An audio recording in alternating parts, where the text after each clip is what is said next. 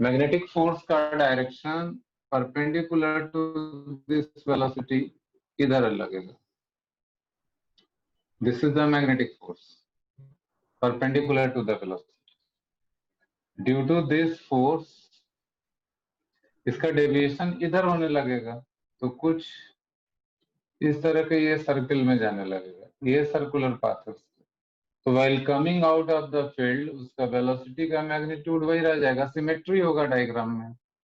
तो इस वेलोसिटी पे जब आप परपेंडिकुलर डालेंगे ऐसा, दिस इज सेंट्रीपिटल फोर्स जो मैग्नेटिक फोर्स का काम कर रहा है. तो आप ये देखिए कि अगर बीच से एक लाइन हम ड्रॉ कर दें तो ये बिल्कुल सिमेट्रिक रहेगा इधर और इधर.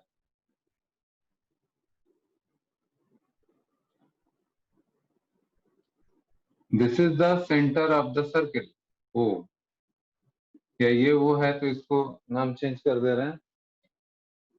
This will be centre of the circle C, और यही उसका रेडियस है स्मॉल आर. जिस सर्कुलर पाथ पे ये जा रहा है, this is the circular path followed by the charge particle. इस सर्कुलर पाथ पे वो बाहर निकलेगा. तो इस लाइन के क्रॉस दोनों साइड सिमेट्री होगी. आप कहीं भी चेक कर लीजिए, यहाँ वेलोसिटी इधर है, बी बाहर है, बी क्रॉस बी करेंगे डाउनवर्ड आएगा. तो यही सिर्फ समझना था कि सर्कुलर मोशन होगा, यहाँ से सर्कुलर मोशन के थ्रू इधर जाएगा. तो आपको समझना ये है, आपसे पूछा गया है while it comes out of the field what is the angular deviation. तो इनिशियल डायरेक्शन पहले देखिए. This is the initial direction of velocity और initial direction of movement of the charge particle. Finally ये इस डायरेक्शन में चला गया इधर, तो इसी को आप डेविएशन बोलेंगे, नेट डेविएशन. आपको इसका वैल्यू बताना है. ये और एक और ध्यान देने वाली बात क्या है कि ये और ये ट्रायंगल, यहां से देखिए, you focus on this triangle, ये एक राइट एंगल ट्रायंगल बन गया because this angle is 90 degree. तो इस एंगल को अगर हम लोग थीटा माने तो ये भी थीटा होगा. ये दोनों एंगल थीटा ही होगा. This is theta and this is also theta. और ये पूरा यहां से यहां तक 180 डिग्री है. तो डायग्राम में ही मैक्सिमम 50% वर्क हो गया. Deviation is pi minus 2 theta. आपको सिर्फ थीटा का वैल्यू निकाल के इसमें कोई सा भी ट्रायंगल यूज कर सकते हैं. Any one triangle you see, tan theta equals ये हाइट हो जाएगा और ये बेस हो जाएगा. दिस इज कैपिटल आर, यहां से यहां तक इस ट्रायंगल में ये हाइपोटेनस हो जाएगा. तो tan थीटा के लिए ये हाइट होगा और ये बेस होगा. हाइट हो गया स्मॉल आर और बेस हो गया capital R. If you take this triangle और ये एंगल थीटा है.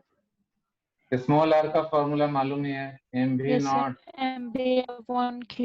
बाई क्यू बी, और ये आर है. बस ये वैल्यू यहाँ डाल दीजिए. तो deviation is theta minus 2 tan inverse M V naught by Q B R. This is the answer. यही आंसर हो गया. अगर चार्ज पार्टिकल को इस तरीके से थ्रो किया जाए कि बी और वी के बीच में थीटा एंगल हो लेस देन 90 डिग्री, तो दोनों का मीनिंग पहले समझिए. वेलोसिटी को अगर कंपोनेंट में बांट दिया गया, एक v sin थीटा और एक v cos थीटा. थोड़ी देर के लिए आप लोग ये v cos थीटा को मत सोचिए. Only this v sin theta is there.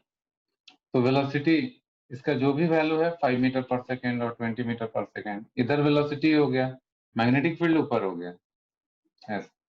तो V क्रॉस B अगर करते हैं, then charge particle V cross B अगर करेंगे तो फोर्स इधर आएगा V क्रॉस B करने पे। राइट हैंड स्क्रू रूल से स्क्रू का मूवमेंट इधर हो रहा है, यानी मैग्नेटिक फोर्स इधर लगेगा। तो ये चार्ज पार्टिकल का फोर्स इधर लगेगा, यानी इस तरह का एक सर्कल बन जाएगा। It will rotate in this circle, यानी इधर वेलोसिटी दिया जाए तो चार्ज पार्टिकल ऐसे घूमता रहेगा यहीं पे लगातार। वो बोर्ड से स्टार्ट होगा, इस बोर्ड के इस पॉइंट से, और ऐसे घूम के आएगा, फिर इसी पॉइंट पे आएगा, फिर ऐसे घूम के आएगा। अगर ये वेलोसिटी नहीं हो, सिर्फ ये वेलोसिटी, मगर due to this velocity it will keep on moving along this line. तो क्या होगा, वो charge particle due to this component ऐसे घूमता रहेगा।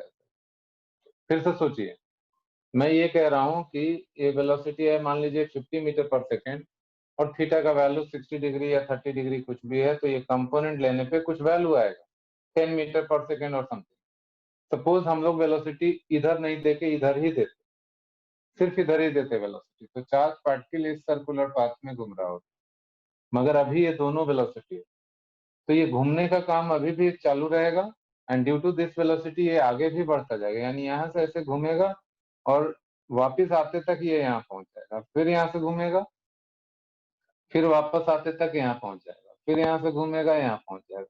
तो इस तरह के एक सर्कुलर पाथ में, हेलिकल पाथ में ये चलता चला जाएगा। तो उसको, चूंकि वो 3D है, ये 2 डायमेंशनल प्लेन में, और वो स्ट्रक्चर ऐसा बन रहा है, तो आप डायग्राम में इसको इस तरीके से ही शो कर पाएंगे। ध्यान देने वाली बात क्या है कि every part it will touch this axis, और हर एक का साइज सेम रहेगा। तो इस तरह का स्प्रिंग लाइक स्ट्रक्चर बन जाता है। दो सर्कुलर कंजिक्यूटिव सर्कुलर पाथ के बीच का जो डिस्टेंस है, इसी को हम लोग पिच कहते हैं,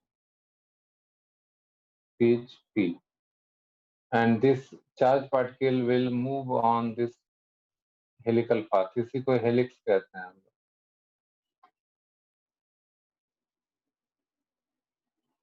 finally it will follow this helical path. Size थोड़ा सा छोटा बड़ा दिख रहा है, इट विल रिमेन सेम। ये जो हेलिकल पाथ बना, हर एक हेलिक्स का जो रेडियस होगा ये r का वैल्यू होगा due to this component only, it is moving in circular path. तो r हो जाएगा mv sin theta by QB.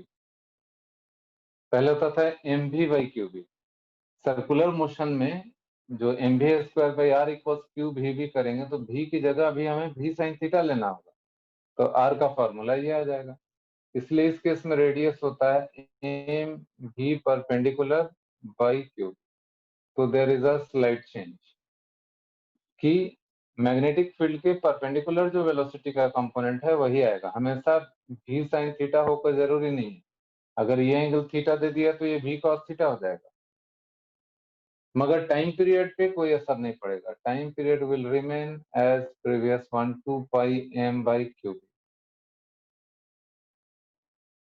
क्योंकि मास चार्ज और मैग्नेटिक फील्ड अगर जो पिछले केस में था वही रखा, तो टाइम पीरियड में देयर इज नो चेंज, मगर रेडियस में चेंज हो गया।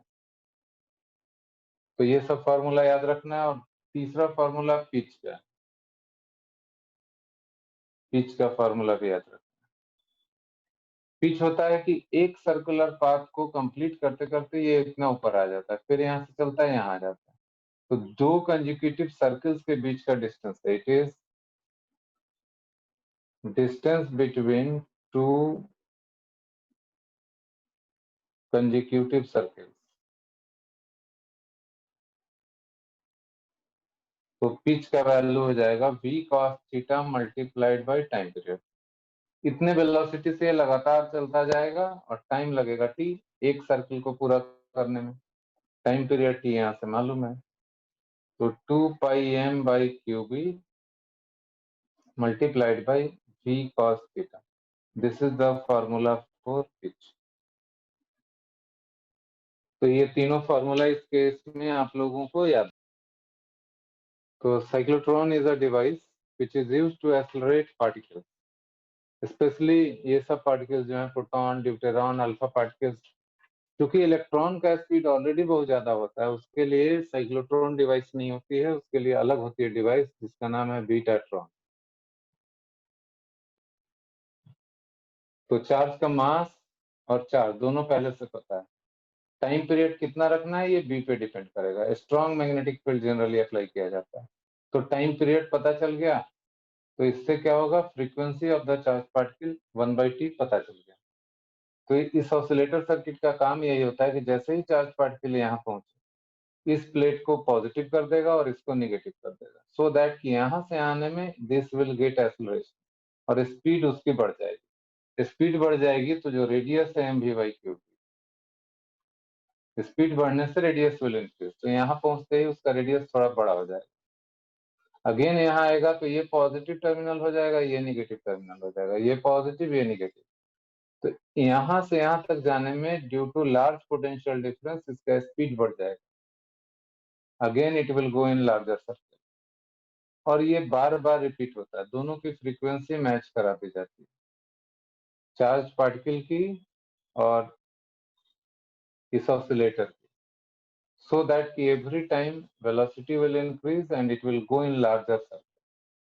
जब sufficient speed आ जाता है इस इंस्ट्रूमेंट के अंदर, तो क्या किया जाता है,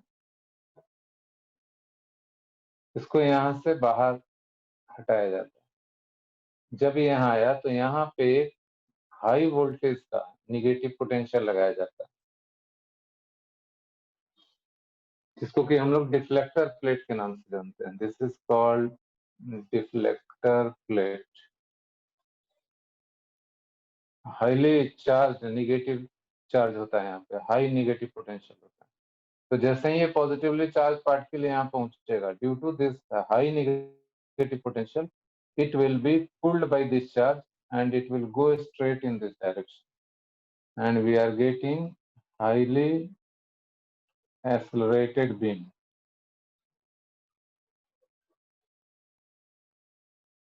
तो सफिशिएंट स्पीड आने के बाद ये डिफ्लेक्टर प्लेट ऑन कर दिया जाता है और चार्ज पार्टिकल को यहाँ से बाहर आते आते जब उसको सफिशिएंट एनर्जी आ जाती है तो वहां से बाहर कर दिया जाता है। साइक्लोट्रॉन का काम यही है कि हाईली एक्सेलरेटेड चार्ज पार्टिकल में इंक्रीज होगा। काइनेटिक एनर्जी का फॉर्मूला हो गया q² b² r²/2m। इसमें r d का एवरेज रेडियस होता है। क्वेश्चन भी एक्सप्लेन कर दे रहा हूँ, देखिए ये इलेक्ट्रॉन गन है, यहां से इलेक्ट्रॉन निकला with very negligible speed, due to this potential difference यहाँ से आने तक एक्सेलरेट हो गया। यहाँ पे आते इलेक्ट्रॉन्स आर गेनिंग सब वेलोसिटी, तो कुछ वो डाइवर्जेंट एंगल्स पे, कुछ इलेक्ट्रॉन सीधा चला गया, कुछ इलेक्ट्रॉन थोड़ा डाइवर्ज हो गया। Suppose this is the point P जहां से बाहर निकला। Again it is found that, इसलिए इसको पैरेक्सियल इलेक्ट्रॉन बोल रहे हैं। दिस पैरेक्सियल इलेक्ट्रॉन मतलब एक्सिस के वेरी क्लोज है, theta is 1 degree 2 degree like that. तो यहाँ से निकलने के बाद they are refocused at point Q. P से यहाँ पे डाइवर्ज हुआ और यहाँ पे वापस आ गया एक्सिस के ऊपर। तो क्वेश्चन में यही बोला गया है। यहाँ पे एक क्लेरिफिकेशन और दे रहे हैं, देखिए यहाँ से जो इलेक्ट्रॉन्स स्लाइटली डाइवर्जेंट एंगल्स पे निकल रहे हैं, theta very small, they are refocused at point Q. यहाँ पे आके ये वापस यहाँ ज्वाइन कर रहे हैं। This point is point Q. तो आपको वही P से Q तक का डिस्टेंस बताना है, find the distance PQ in terms of the given data.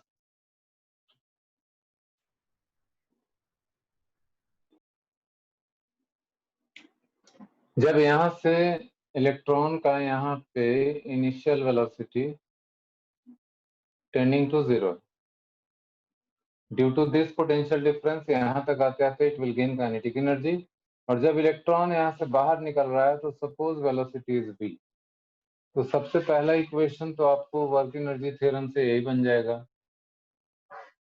कि gain in kinetic energy of electron half mv² is E into v0, work done by this potential difference, this field. तो यहाँ से हमें velocity मिल जाएगी। velocity of the each electron is 2e v naught by m under root. This is the velocity of each electron while reaching point P, that is narrow slit जो यहाँ बना हुआ है यहाँ पे आते थे। अब v वेलोसिटी से थीटा एंगल पे बाहर आ रहा है, तो इधर एक कंपोनेंट आ जाएगा v sin थीटा और इधर एक कंपोनेंट आ जाएगा v cos थीटा की वजह से ये आगे जाने लगेगा, and due to v sin theta it will move on a circular path, helical path यहाँ चालू हो जाएगा। देखिए कैसे, v sin theta is in this direction, v naught is in this direction, so v due to this perpendicular component circular motion चालू हो जाएगा। v cross b करेंगे तो it is into the plane, v cross b electron है तो b cross v करना पड़ेगा उल्टा, b इधर v इधर, तो b क्रॉस v करेंगे तो it is outward due to negative charge. तो इन सारे इलेक्ट्रॉन्स जो यहाँ से बाहर इस डायरेक्शन में वेलोसिटी है मगर फोर्स इधर लग रहा है, तो फोर्स ऊपर की तरफ यानी सर्किल का सेंटर इधर है, तो they will start moving in this direction. मतलब हेलिक्स जो यहाँ पे बनेगा ड्यू टू, अगर थोड़ी देर के लिए v cos थीटा को हटा दें तो each and every electron will start moving on the circular path, ऐसा सर्कुलर पाथ बन जाएगा। अगर सिर्फ v sin थीटा वेलोसिटी हो तो ऐसा सर्कुलर पाथ में घूमना चालू हो जाएगा, because force is in this direction, तो this is the circular path and due to v cos theta वो आगे भी जाएगा। इस तरह का केस हो गया।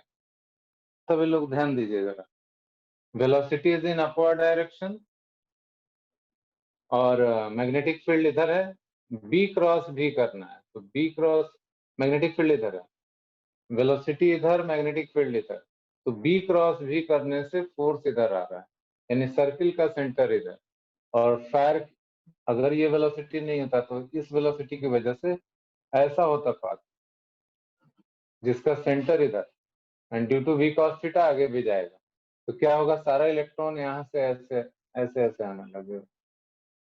देखिए मैं फिर से रिपीट कर रहा हूँ, v cos थीटा को अगर छोड़ दें तो सर्किल ऐसा बन रहा है, बिकॉज वेलोसिटी इधर है तो electron has tendency to go up और फोर्स इधर, तो ऐसा सर्किल बना, and due to this v cos theta circle तो ऐसा बना, वो आगे ऐसा चला जाएगा, फिर ऐसे चला जाएगा, फिर ऐसे चला जाएगा, तो यहाँ से ऐसा गया और यहाँ आके वापस आ गया, तो ये एक्चुअली पिच हो गया। यही यहाँ पे समझना था कि PQ is actually pitch of the helix, जो कि होगा v cos theta into time period, तो v cos theta multiplied by time period is 2 pi m by qv time period. v का वैल्यू यहाँ से लेंगे under root 2e v0 by m, और इसको भी रूट के अंदर अगर लाएं तो ये हो जाएगा 4 pi square m square by e square, charge is e b square, यानी PQ लेंथ हो जाएगा अंडर रूट 8 पाई स्क्वायर, एक m कैंसिल हो रहा है, 8 pi square m v0 divided by एक e भी कैंसिल हो रहा है, e b स्क्वायर, और cos थीटा है तो cos थीटा को बाहर रख this into cos theta.